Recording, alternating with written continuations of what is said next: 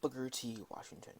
Booker T. Love Hire Washington lived April 5, 1856 through November 14, 1915, was an African American educator, author, orator, and advisor to the Presidents of the United States between 1890 and 1915.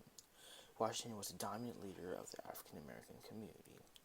Washington was the last generation of black American leaders born into slavery and became the leading voice of the former slaves and their descendants. They were newly oppressed in the South by disenfranchisement and the Jim Crow discriminatory laws enacted by the post-Reconstruction Southern states in the late 19th and early 20th centuries. His base was the Tuskegee Institute, a historically black college in Alabama. As lynchings in the South reached a peak in 1895, Washington gave a speech known as the Atlanta Compromise, which brought him national fame. He called for black progress through education and entrepreneurship, rather than trying to change directly the Jim Crow segregation and the disenfranchisement of black voters in the South. Washington mobilized a nationwide coalition of middle-class blacks, church leaders, and white philanthropists and politicians, with a long-term goal of building the community's economic strength and pride by a focus on self-help and schooling. But secretly, he also supported the court challenges and segregation and passed on funds raised for this purpose.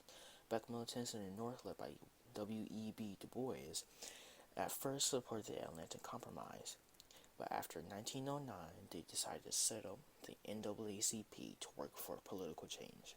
They tried with limited success to challenge Washington's political machine for leadership in the black community, but also built wider networks among white allies in the North. Decades after Washington's death in 1915, the civil rights movement of the 1950s took a more active and militant approach, which was also based on a new grassroots organizations based in the South, such as CORE, SNCC, and SCLC.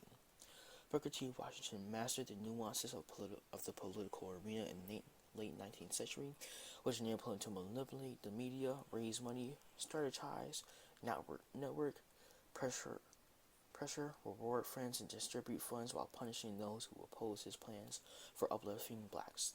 His long-term goal was to end the disenfranchisement of a vast majority of African Americans who still lived in the South.